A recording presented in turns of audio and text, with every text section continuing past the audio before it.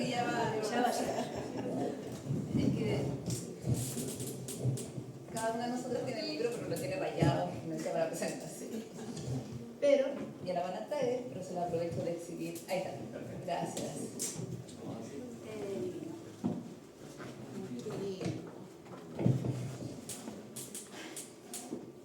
Bueno, muchas gracias a todos y a todas. Muchas gracias por su presencia el día de hoy. Muchas gracias por su continua presencia en la lucha por la verdad y la justicia. Es un honor para mí, este año que se recuerdan los 50 años de Operación Cóndor, estar además en mi ciudad y en mi universidad. Como recordando uno de los aparatos represivos, uno de los planes represivos tal vez más siniestros que recuerde la historia reciente, y al mismo tiempo no puedo dejar de mencionar que el día de hoy se recuerdan 49 años del episodio en el que aparecieron dos niños en la Plaza O'Higgins, dos niños uruguayos, Victoria y Anatoly. La crueldad de ese episodio y de esa vivencia justamente es algo que impulsó varias de las investigaciones desarrolladas por Francesca Leza. En pocas ocasiones uno se sienta con Francesca a analizar el episodio de Operación Cóndor sin que ella inicie el relato de, sobre todo, la búsqueda de justicia a partir de esa historia, y es algo que cada uno de nosotros en general siempre le agradecemos mucho a Francesca, su capacidad de convocarnos, mantenernos unidos precisamente en la búsqueda de avances en las investigaciones y la verdad y la justicia en el caso de Operación Cóndor. El día de hoy entonces vamos a presentar este libro que se denomina Plan Cóndor, Viejos Secretos y Nuevos Hallazgos, y que es un trabajo que justamente da cuenta de este trabajo conjunto y además multidisciplinario que ha liderado Francesca, y que reúne precisamente a Francesca Leza y a Sebastián Santana. Los voy a dejar con unas presentaciones que esperamos sean como de 10 minutos de cada una de las poderosas mujeres que me acompañan en este panel, que además no deja de ser significativo que sea un poderío femenino el que representa justamente esta búsqueda de verdad y justicia. Y en primer lugar vamos a presentar en el mismo orden del afiche, de la invitación, y después los autores van a tener 5 minutos para también hacernos sus comentarios. Como ya Sebastián mencionó, además ustedes tienen como su obra en los cuadernos que él dejó, para que también puedan ir observando durante esta conversación. Entonces, en primer lugar, voy a dar la palabra a Daniela Marci, abogada de la Universidad del Paraíso, académica además de esta universidad también, y actualmente la presidenta del Tribunal Constitucional de Chile, a quien agradecemos además como haber encontrado un tiempo en su compleja agenda, que además se relaciona mucho con la justicia en Chile, para justamente estar hoy día con nosotros. Muchas gracias, Karina. Buenas tardes a todas y todos quienes están acá en esta sala Rubén Darío, que quiero decirlo a propósito de las cosas, de las evocaciones, tantas veces recibió al Cineforum y fue ejercicio de memoria permanente de nuestro amigo Nelson Cabrera. Agradezco la invitación a presentar este libro porque pienso que durante estas intervenciones y diálogos acerca de hechos ocurridos en el pasado podremos irnos con una mejor idea de dónde estamos ahora, que en la terminología del libro que presentamos es epílogo abierto. Plan Cóndor, Viejos Secretos y Nuevos Hallazgos es un libro que cruza la historia con el arte y prueba una vez más que el pensamiento, la investigación y la cultura existen y existirán más allá de cualquier decisión de poder contingente, porque siempre podremos reunirnos a expresar aquello que sabemos, recordamos y pensamos. Siempre, hasta en los peores tiempos, esto ha sido así, es parte de nuestra humanidad. Los hechos en la realidad ocurren de una sola manera, pero las percepciones e interpretaciones son tantas como reconstructores haya. Nos encontramos ante una reconstrucción que innova en su método. El libro es el resultado de la asociación de Francesca Leza, profesora italiana, académica experta de estudios latinoamericanos, y del artista visual y diseñador gráfico Sebastián Santana.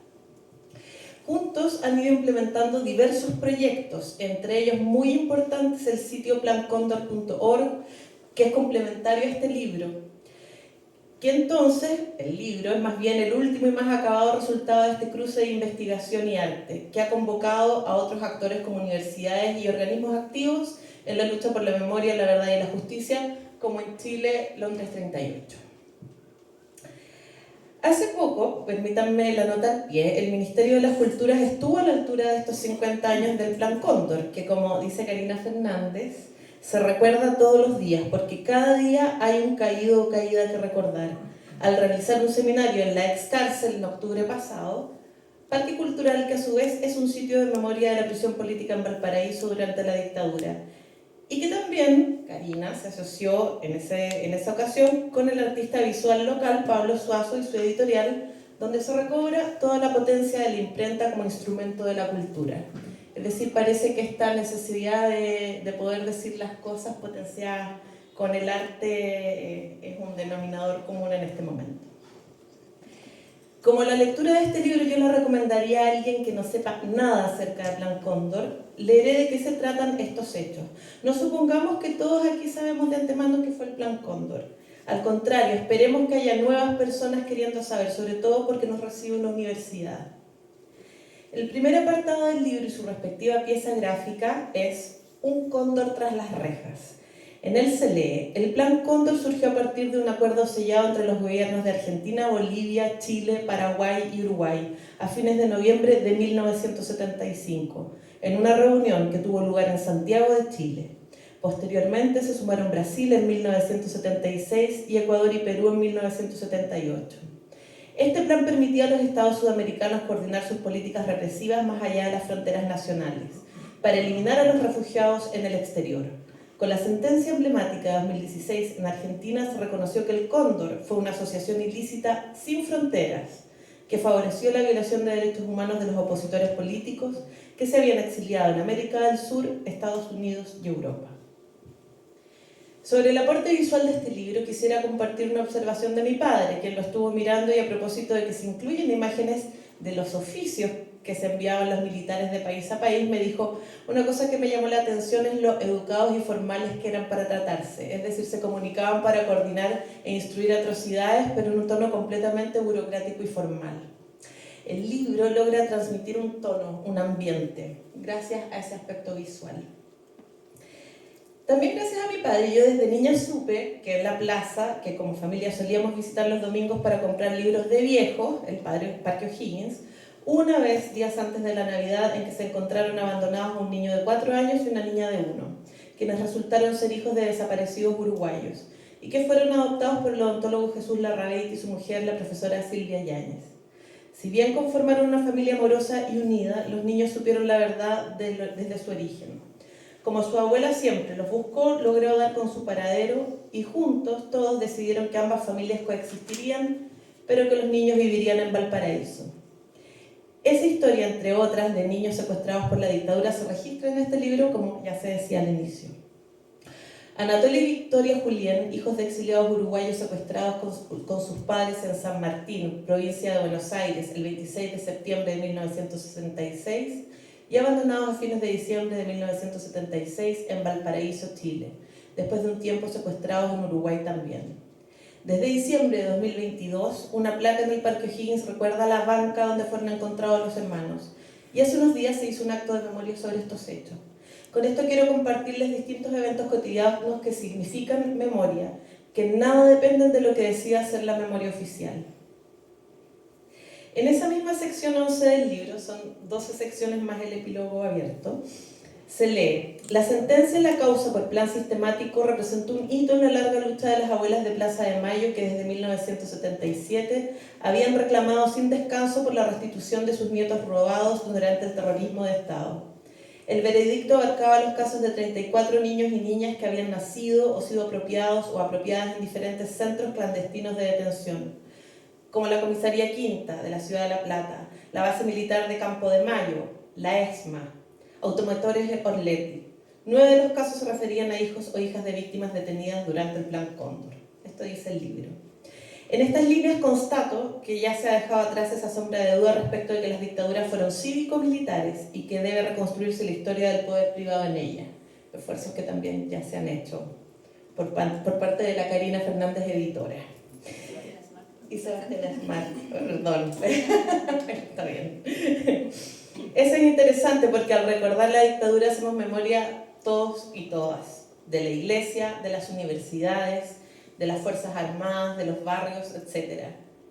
y nadie debiera confiar en el llamado a olvidar, porque, permítanme esta opinión, la historia desde el lado de los opresores existe, se ha cultivado y se ha difundido.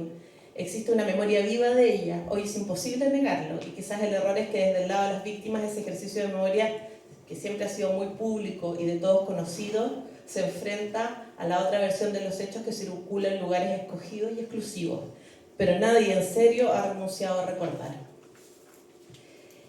Quisiera destacar que este libro para mí tiene el signo que caracteriza a los defensores de derechos humanos en Chile, que no son solo representantes jurídicos en tribunales de derechos de terceros, sino actores que se encuentran junto a sus representados y representadas en forma existencial, comparten su destino y reconocen al otro u otra en su condición humana, tan lejos de esa frialdad burocrática de quienes mueven su saber para violar derechos humanos y eliminar a los que llaman enemigos internos.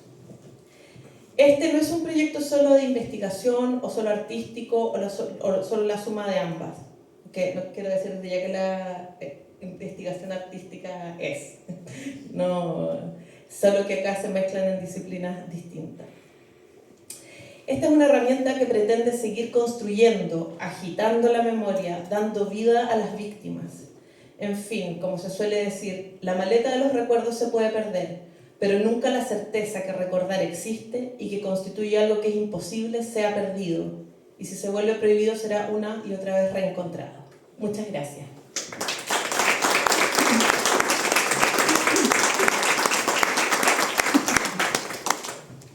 Muchas gracias, como siempre, Daniela, por además la sabiduría de tus palabras y además este reflejo porteño que da cuenta también de los episodios, cómo los ha enfrentado la ciudad, los episodios de memoria. Y también recordar esa frase que hemos utilizado este año de que todos los días tenemos que recordar a una víctima que ha cumplido 50 años en este marco de episodios represivos en nuestra región. En la misma idea de que además la lucha es regional, voy a dejarlos ahora con mi compañera Mariana Rizzo, que es psicóloga y también da cuenta de cómo esta lucha es multidisciplinaria, como esta forma, y quiero decir que en estos talleres que hemos tenido estos días ha sido muy importante tener además el conocimiento de una psicóloga que en muchos momentos que también enfrentamos discusiones o tenemos distintos puntos de vista, creo que ese conocimiento también nos ha ayudado mucho a avanzar justamente en la búsqueda de verdad y justicia. Mariana Rizzo es uruguaya, es psicóloga responsable del área de salud mental de la Institución Nacional de Derechos Humanos de Uruguay y es coordinadora de proyectos del sitio de Memoria Uruguay. ¿Memoria de Uruguay? Sí, lo importante es que hemos estado todos estos días juntos hablando del sitio. Y es integrante también de operacioncondor.org. Muchas gracias. Gracias, Karina. Bueno, buenas tardes a todos y a todas por acompañarnos. Es para mí, ya lo han dicho, pero lo quiero volver a repetir, es para mí un honor que la autora y el autor de este libro me hayan permitido acompañarlos hoy en la presentación. Voy a leer algunas palabras y bueno, creo que estamos todos muy conmovidos en el marco de esta fecha, tener la posibilidad de presentar el libro de Francesca y Sebastián. Este año, como decían, se cumplieron 50 años de la conformación formal de esa coordinación represiva siniestra que realizaron las dictaduras de nuestros países. La edición de este libro en Chile, que es en sí mismo un hecho de enorme importancia, una versión similar, no idéntica, se editó en Uruguay, pero corresponde decirlo, es mucho más bonita esta. El volumen se abre con una dedicatoria de sus autores que quiero leer textual y dice: a la memoria de las víctimas del Cóndor, a sus familias y amistades y a quienes trabajan de forma constante y tenaz para seguir buscando la verdad y lograr justicia. Es esta frase inicial que marca el tono. Aquí no solo se expone una investigación académica, no solo se expone un libro de divulgación, se presenta un compromiso. Se reconstruye la historia del Plan Cóndor para desmadejar una trama continental del terror, pero también para dar cuenta de una larga lucha por memoria, por verdad y por justicia, una lucha de más de 50 años. A partir de una investigación rigurosa, se sigue el hilo que va desde la Guerra Fría y la doctrina de seguridad nacional hasta la conformación de la coordinación represiva. La investigación es minuciosa y permite aproximarse a una sucesión casi abrumadora de hechos, de testimonios y de documentos. Durante más de una década, Francesca fue capaz de investigar, también de gestionar, de seleccionar, de ordenar y de explicar, apoyándose en documentos, en testimonios y en la comprobación judicial de los crímenes.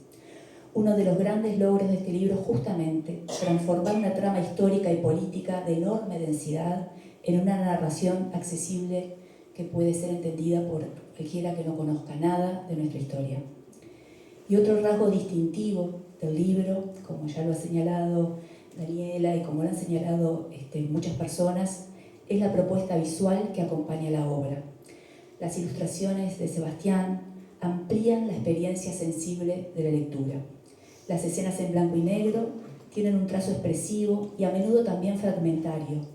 Reconstruyen atmósferas de miedo, de clandestinidad, también de solidaridad y de resistencia. No acompañan el texto, no son un adorno, abren nuevas capas de sentido. Cada dibujo con sus contrastes y movimientos condensan gestos cargados de emoción y hacen de la ilustración una verdadera potencia dentro de la obra. Este libro, al igual que nuestras historias, están hechas de trazos y de gestos, de los terribles y de los maravillosos. Detrás, delante y a los costados del horror está la solidaridad, la valentía y el compromiso de una amplia generación de luchadores que querían cambiar el mundo. Francesca y Sebastián nos muestran cómo, por ejemplo, en Buenos Aires, desde 1976, lo que era un refugio para miles de exiliados sudamericanos se convirtió en una trampa mortal, donde los grupos de tarea secuestraban, torturaban y hacían desaparecer personas de todas las nacionalidades. Entre los casos emblemáticos voy a destacar el asesinato de Orlando Letelier, el ex ministro de gobierno de Salvador Allende, que fue cometido en Washington el 21 de septiembre del 76. El atentado, que fue organizado por la DINA en coordinación con servicios de inteligencia y grupos anticastristas, materializó de forma brutal el alcance transnacional del Plan Cóndor.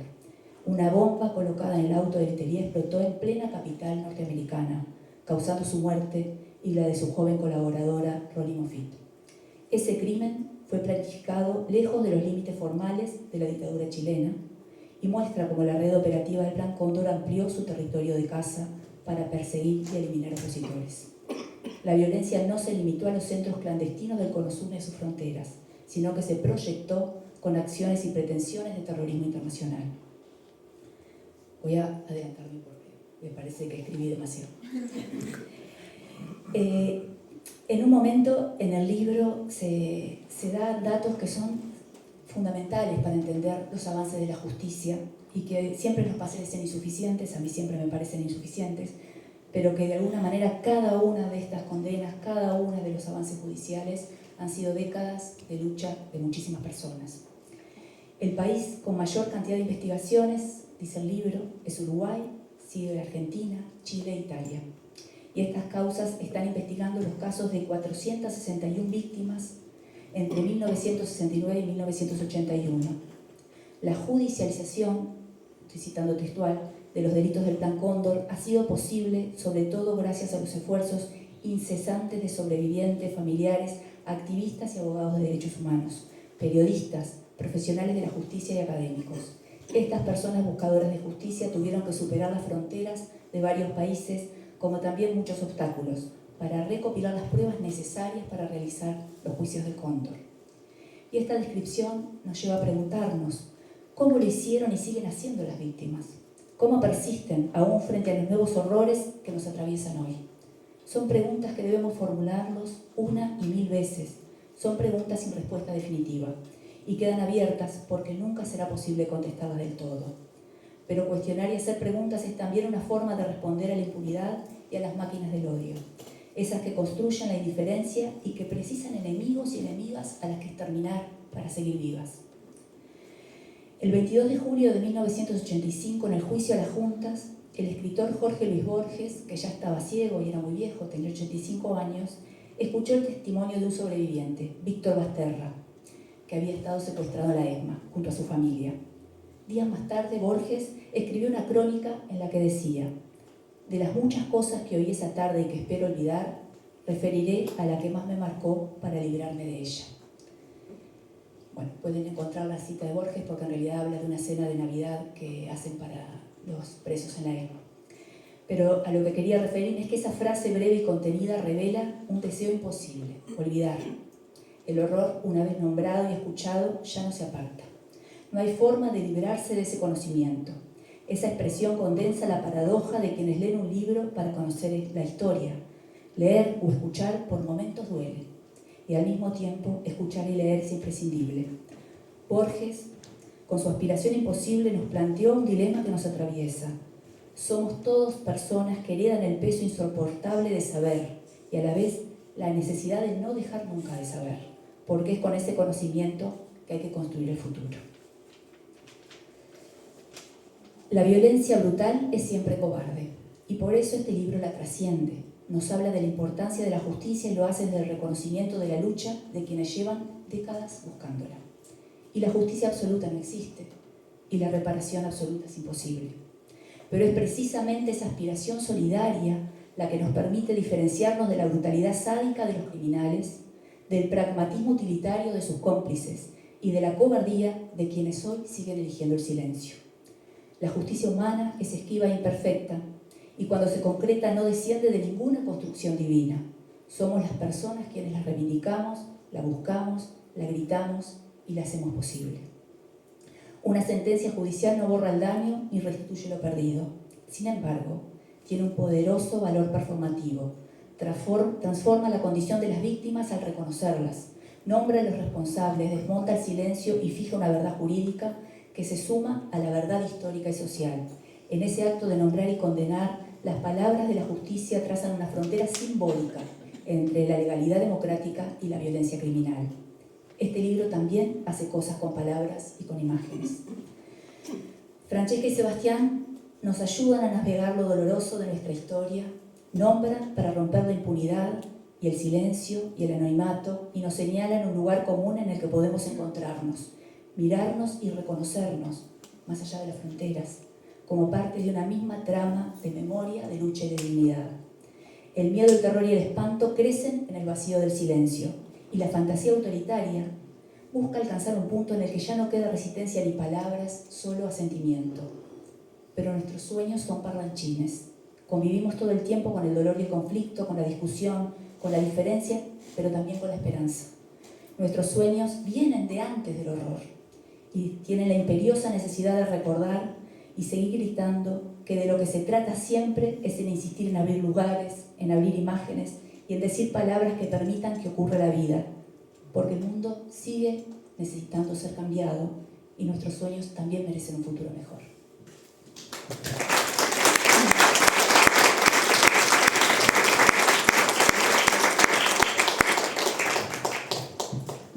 Muchas gracias, Mariana, además por su hermosa presentación y poderosa también, pero también por toda su lucha que justamente va más allá de la frontera, en particular en esta expresión que es la defensa de los derechos humanos. Ahora me toca presentarles a Francisca Beas, quien nos trae la voz de la ilustración. Ella es ilustradora, es chilena, es porteña, bueno, de la quinta región, del interior. Y además ella ha desarrollado sus estudios y su obra en un área de la ilustración que es el naturalista científico. Entonces nos va a dar también su opinión del trabajo expresada en esta obra. Muchas gracias. Hola, buenas tardes. Gracias. Bueno, primero gracias por la invitación, Sebastián. Me parece muy importante sumar a este complemento de lo potente que es este libro, cómo la imagen también complementa la narrativa que va sucediendo. Y cuando me puse a ver este libro, empecé a observar, es como observar el dibujo y la contemplación del dibujo y qué nos va entregando en la medida que vamos leyendo. Para ello escribí un breve texto que me voy a permitir leer. Bueno, partí con la idea cuando miré las ilustraciones y mi pregunta desde la ilustración más naturalista, que era ¿por qué el cóndor? ¿No? ¿Por qué el cóndor más allá de lo evidente, quizás de la metáfora de sobrevolar a Sudamérica por la cordillera? Me preguntaba por la asociación animal, ¿qué se deseaba con representar un cóndor? En esa indagación me acordé por ahí un libro, había leído un filósofo chileno, Luis Oyarzún, que tiene un libro que se llama Defensa de la Tierra, por allá en los años 70, y él habla en uno de sus textos que el primer gesto fundamental del ser humano es como el reconocerse a sí mismo como parte del mundo, como su propio tótem, como cuerpo y como espíritu, es un acto de amor originario, ¿no? Y dice pues algo que cuando ese amor se pierde, volvemos a los animales no por sabiduría, sino por miedo.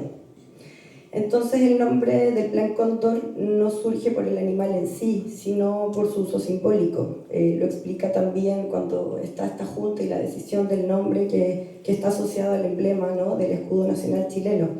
Entonces el cóndor como esta figura que sobrevuela el territorio. Aparece también el águila como figura de Estados Unidos, el águila con su ojo fino que puede ver todo, que puede controlarlo todo desde las alturas, ¿no?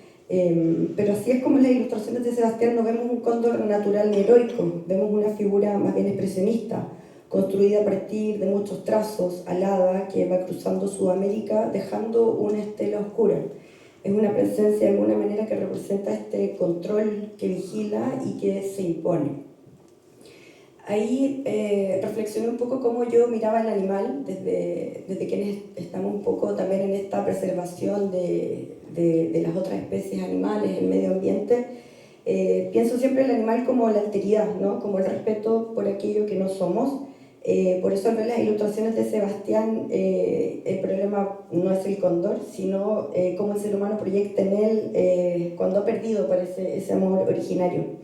En estas imágenes el cóndor no representa la libertad, sino que representa justamente la distancia, la imposibilidad humana de alcanzarla, casi como una jaula. Hay una ilustración que ahí les voy a mostrar que es como una jaula que está encerrando, ¿no?, lo que está pasando. Creo que el trazo expresivo, suelto, casi urgente de Sebastián logra transmitir muy bien esta idea. No es un vuelo que eleva, sino un vuelo que atraviesa, que deja marcas y que conecta estos territorios desde la sombra. Quienes andan por ahí con los cuadernos pueden ir buscando cómo el cóndor se va representando, cómo va cruzando y va dejando una estela negra a partir de textos, de trazos, estos trazos que son realizados con plumilla y tinta. Hay algo en el trazo que me parece clave en este libro, que es el uso de la pluma y la tinta como un trazo expresivo, a veces apresurado, como si el dibujo tuviera que avanzar antes de quedarse quieto. A pesar de que hay una rapidez y una urgencia, no se pierde la precisión del estudio de la investigación que se hace con el dibujo. Esa rapidez yo la imaginé un poco al momento que sentían las personas perseguidas, ¿no? El tener que moverse rápido, el tener que vivir escondidos, el tener que estar en un lugar determinado, el tener que encontrarse en una hora, imaginando como... Yo sentía que el dibujo me llevaba un poco a eso, ¿no?, a la rapidez, a la inmediatez de poder tener que moverse rápida. Tengo que llegar a cierta hora, tengo que realizar aquel encuentro. Hay un autor que escribe sobre el dibujo, que es John Berger, que es un crítico y escritor también. Él decía que dibujar es una forma de descubrir, y en ese sentido los dibujos de Sebastián buscan comprender mientras se dibuja. Los croquis y sus estudios funcionan casi como apuntes de campo, ¿no?, que los podemos ver ahí en esos cuadernos, como el registro de un caminante que va recorriendo ciudades y territorios. También el dibujo es un documento autobiográfico, da cuenta del descubrimiento de un suceso, ya sea visto, recordado, imaginado. Hay un proceso de investigación previo al realizar un dibujo, que bien Sebastián lo realizó y que también tuvo algunos hallazgos en el proceso que investigaba este libro. Ese recorrido permite señalar lugares donde hubo detenciones, torturas y secuestros, no desde un espectáculo, sino desde la observación atenta. El dibujo va apareciendo en el espacio. Creo que hay varias ilustraciones que van mostrando lugares, mostrando puertas, estacionamientos, entradas, autos. Invitan un poco al lector, al observador a preguntarse qué está pasando detrás de esas puertas, qué está pasando detrás de ese umbral. Ahí es como el dibujo se vuelve una forma de memoria, una manera de caminar, de mirar y de registrar con respeto y con esos silencios visuales. Portales negros que no están diciendo, sino que están invitando a pensar lo que está pasando o el horror que sucedió detrás de esas paredes. Ahí es cuando el dibujo abre un poco esa apertura y bien lo dijeron en la presentación anterior, sino que complementa de alguna manera el texto. Y por último, que algo que me llamó mucho la atención al observar el libro es cómo aparece el cuerpo humano. El trazo Sebastián nos presenta distintas formas de abordar la anatomía desde el dibujo y el gesto expresivo. Por una parte está la anatomía de los dictadores, en estos rostros duros, posturas estoicas, casi caricaturas, que funcionan como un recuerdo vivo de sus principales rasgos, más que como un retrato realista. No hay una individualización heroica, sino que hay una huella, una marca, con esos trajes, con ese trazo, con esas formas mucho más angulosas en su cuerpo. Luego está la anatomía de los agentes secretos, estos persecutores sin rostro, sin cara, cuerpos que aparecen de alguna manera despersonalizados, casi vaciados de identidad y seguramente de amor también. Y por otra parte, aparece la anatomía de las víctimas, de las personas que piden justicia, de los familiares, abuelas, parejas, hijas, niños, infancia. Aquí de alguna manera el trazo se vuelve un poco más orgánico, es más redondeado, incluso con un afecto. El dibujo también puede expresar esa relación afectiva que se tiene con lo que se está ilustrando. Entonces ahí es cuando el dibujo no acompaña el texto como una ilustración secundaria, sino como una forma de investigación paralela, una herramienta que permite comprender procesos complejos del cuerpo, del rostro y de la memoria desde una experiencia visual y sensible. Tal vez por eso estas imágenes no buscan cerrar el sentido, sino sostenerlo abierto, porque dibujar en este caso es una forma de cuidado, es una manera de no olvidar y sin apropiarse, de mantener esa divulgación, de mostrar estos trazos. Todavía no termino. Solo quería mostrar, después cuando vean el libro, cuando hablaba del cóndor como una jaula, cómo este trazo puede ir encerrando, ¿no?, algunas personas. Y otra imagen que es muy potente, que es esta, ¿no? Ese cóndor, con esa pérdida un poco de ese amor como base, se va transformando en una sombra dentro de esa metáfora. Dentro del trabajo anatómico hay algo que me llamó mucho la atención, que tiene que ver con el respeto y quizás esa forma de hacer el trabajo investigativo, buscar la fotografía, buscar a las personas, ¿no? Y el trazo es mucho más sutil o más redondeado, digo, más orgánico, de alguna manera, a cómo aparecen también estos otros personajes que podríamos decir que son sin alma, ¿no? Los invito a ver este libro que es muy potente y que en la ilustración se puede ir recorriendo, se pueden ir encontrando pequeños atisbos, sensaciones que claramente Sebastián pudo lograr a través de ese trazo fluido y expresivo. Eso, gracias.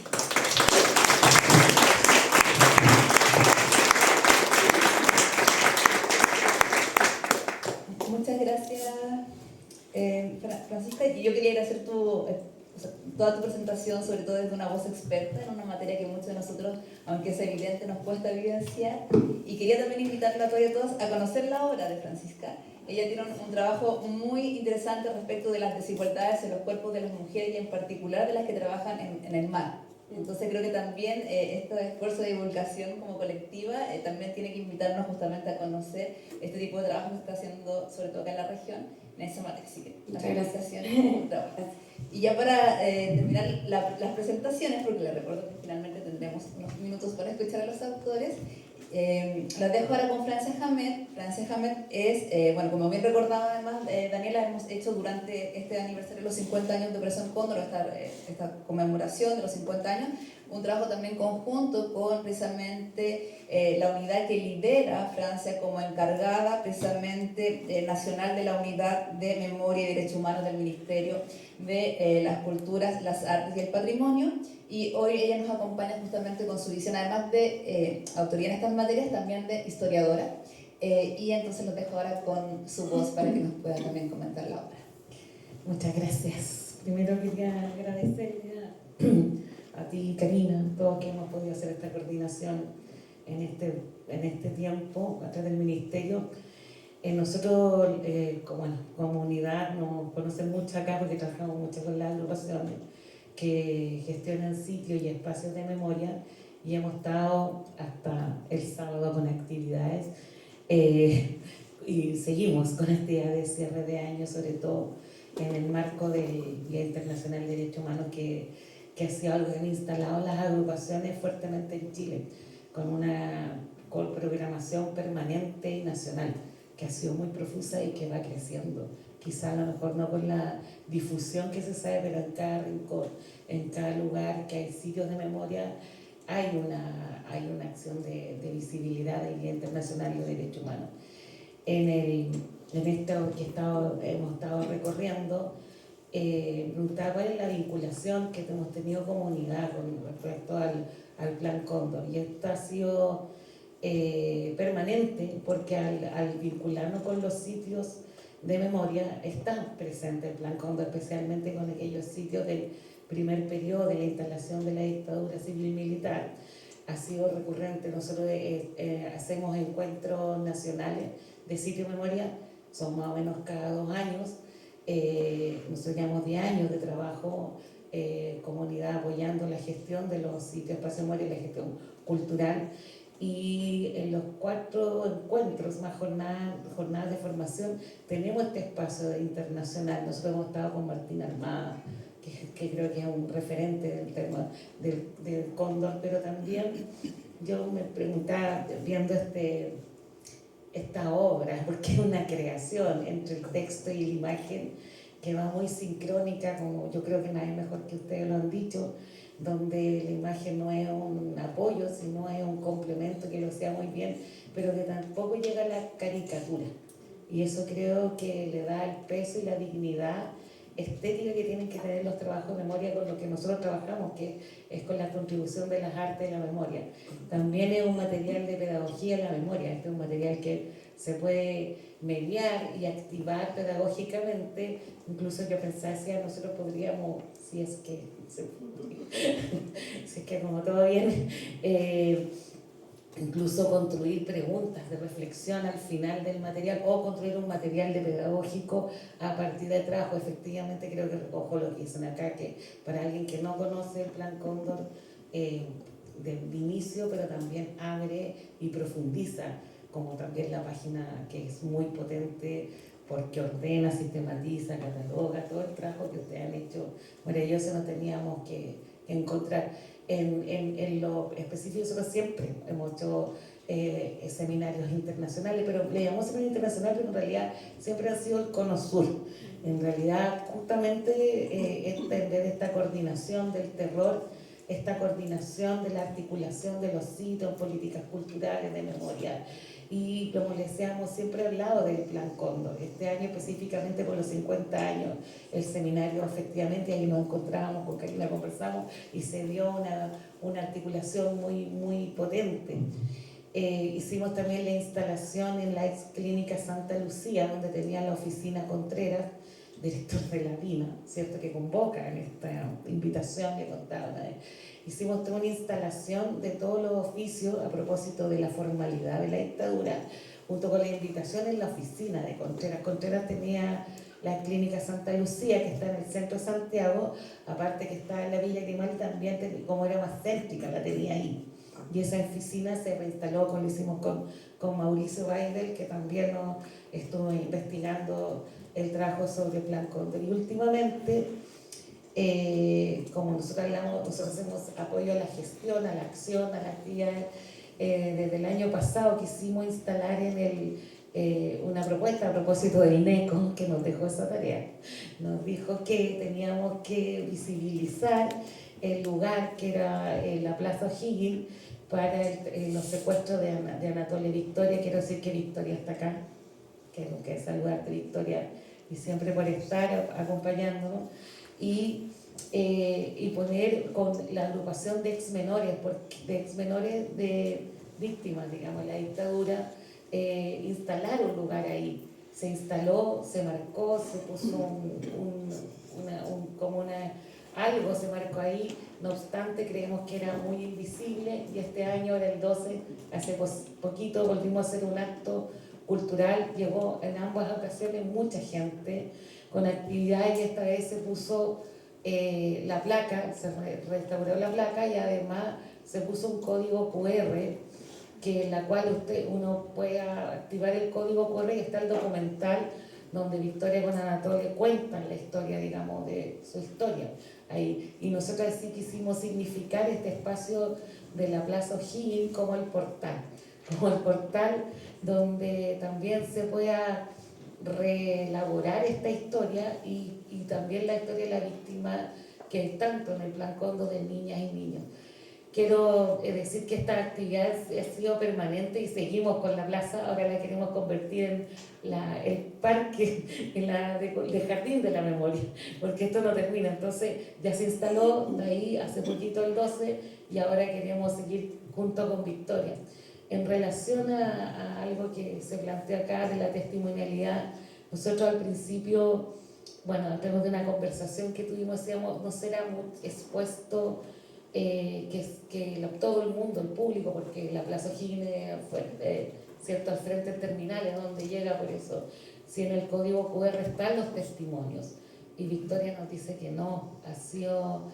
le preguntó la Vivi, Victoria dijo no, y creo que el valor de la testimonialidad es fundamental en estos trabajos de memoria. Si no hubiera el coraje y el valor de los sobrevivientes, familiares, para que nosotros pudiéramos generar obras o producciones de actividades o relatos o cualquiera sea la materialidad que se exprese, no sería posible. Y Victoria nos dijo inmediatamente que sí, y además siempre ha estado presente en nuestros trabajos. Yo quisiera cerrar porque hay algo que también personalmente yo trabajé en la Villa Grimaldi, trabajé en el área de gestión cultural, ahí me formé y siempre me llamó profundamente la atención de las y los sobrevivientes, que aquí hay que un caso que a ellos los conmovía, como que si algo los pudiera conmover más allá de la propia historia o la vivencia tan terrible, era el Trosco Fuente. A mí también, siempre no puedo dejar de conmoverme con todo el terror y la metida del terror que había en la Villa Grimaldi, en la Cuartel Terrano en realidad, que una estaba permanentemente escuchando, pero a las sobrevivientes y a los sobrevivientes de la villa era una de las situaciones que les conmovía profundamente, como, bueno, por el traslado de él, todo, y bueno, el detenido desaparecido, pero la situación de migración que los tuvieron al Trosco Fuente. Y también otro punto que creo que es importante saber, como dice la Karina, todos los días se podría conmemorar todo eso, pero también creo que hay un trabajo que quizás se está haciendo, no convocarnos, porque también es el daño transgeneracional de los hijos y de las otras generaciones en relación a todo esto del Plan Cóndor, o sea,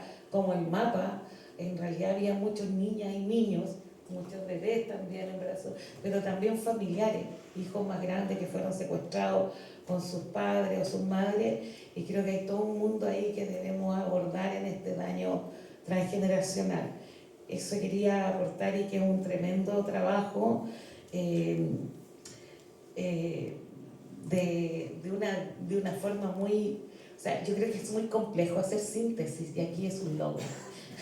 Hay una síntesis textual y gráfica que lograron ustedes amalgamar de una manera con una dignidad y una estética de la memoria que lo agradecemos mucho.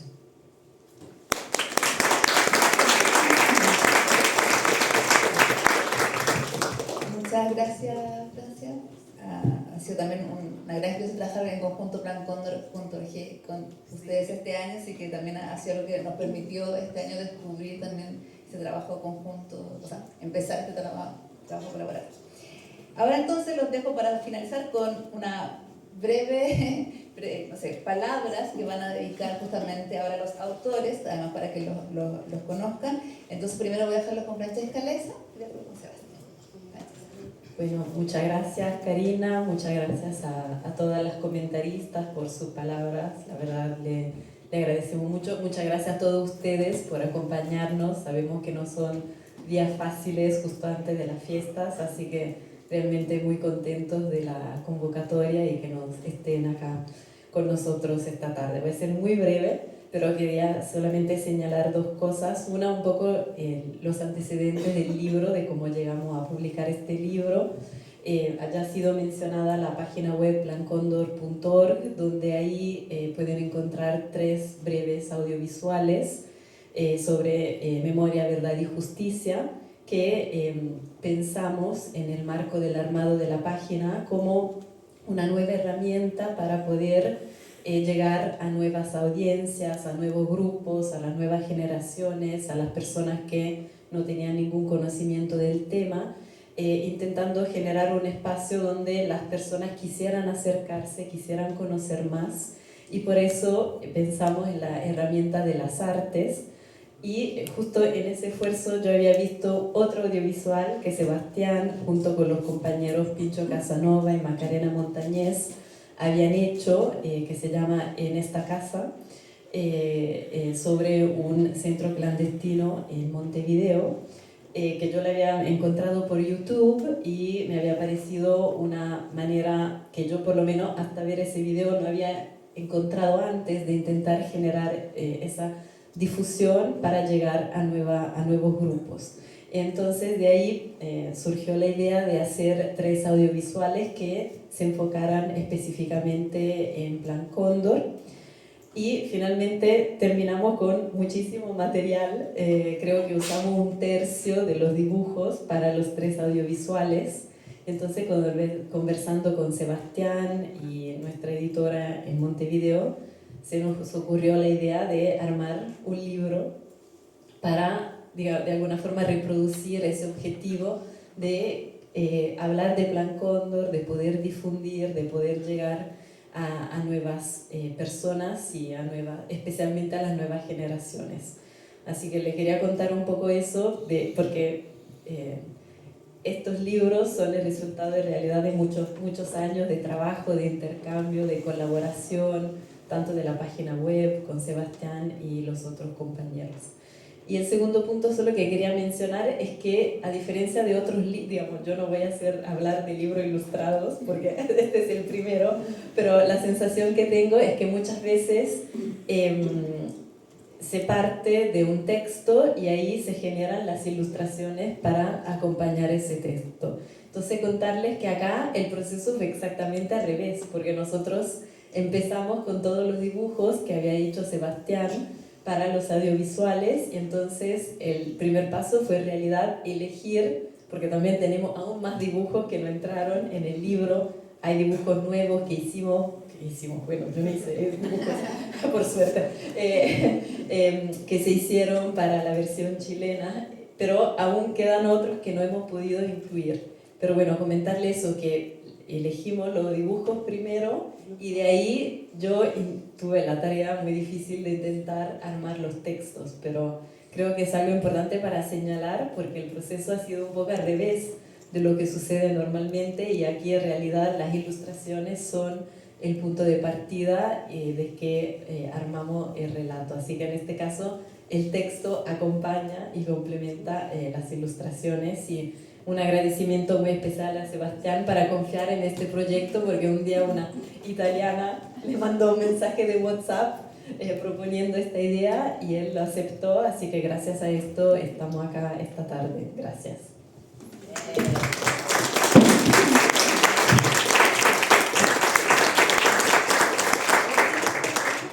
Entonces, ya para terminar, les dejo con Sebastián Santana. Además, si mi sexto sentido de bruja no me engaña, acaba de llegar alguien muy importante que Sebastián quería que lo escuchara, así que muchas gracias a todos, y ya con esto entonces voy a dar una palabra al cierre, pero ahora ya los dejo con Sebastián. A mí me emocionaste, entonces ahora se me desarmó todo. A ver, ¿cómo lo compongo? Ahora mismo.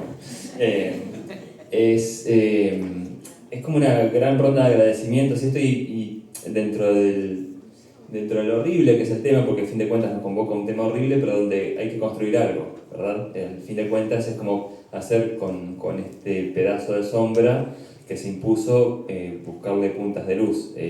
No puedo no mencionar lo que pasó el domingo en Chile. Yo estoy de visita, se supone que no debo hablar de temas políticos, pero bueno, acá estoy.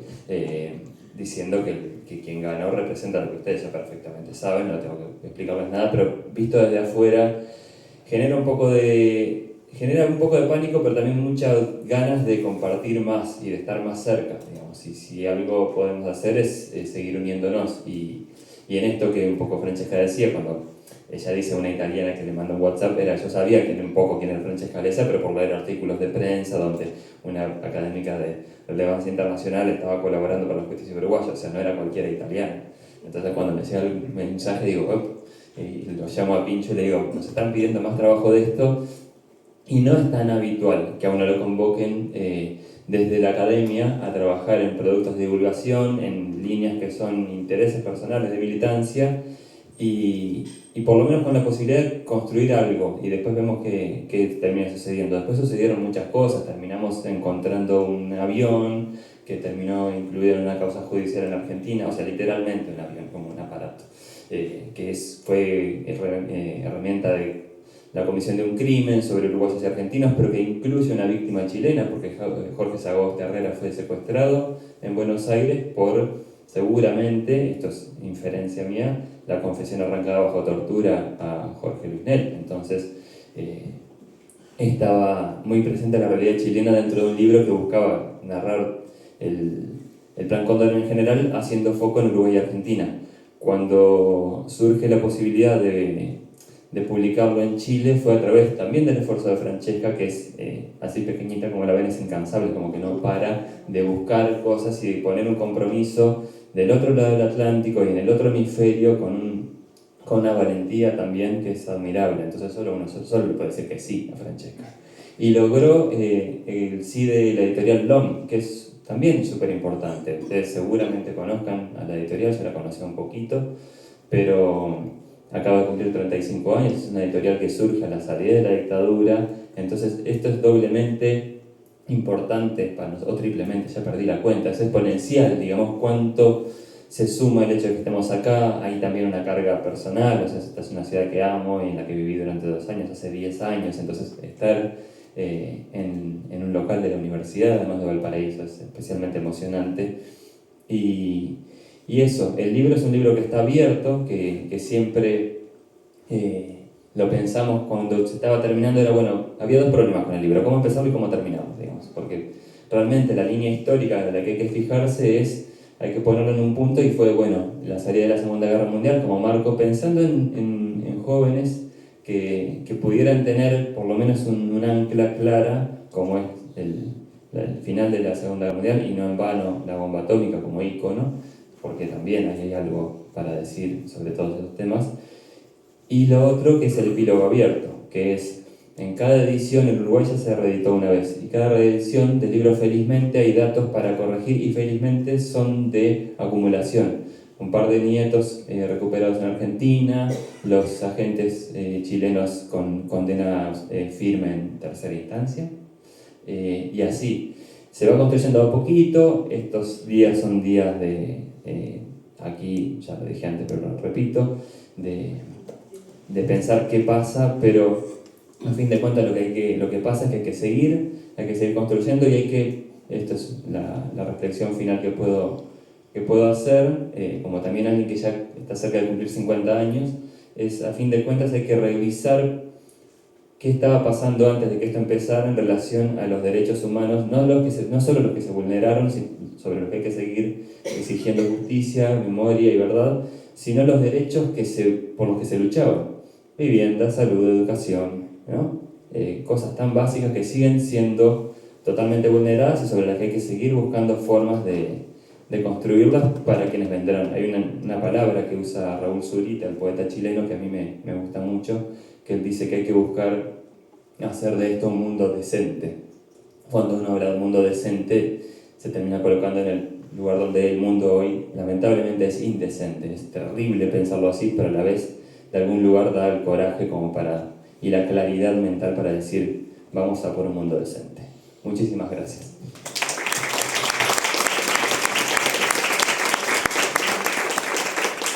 Bueno, muchas gracias a todos y a todas por su presencia, por su participación.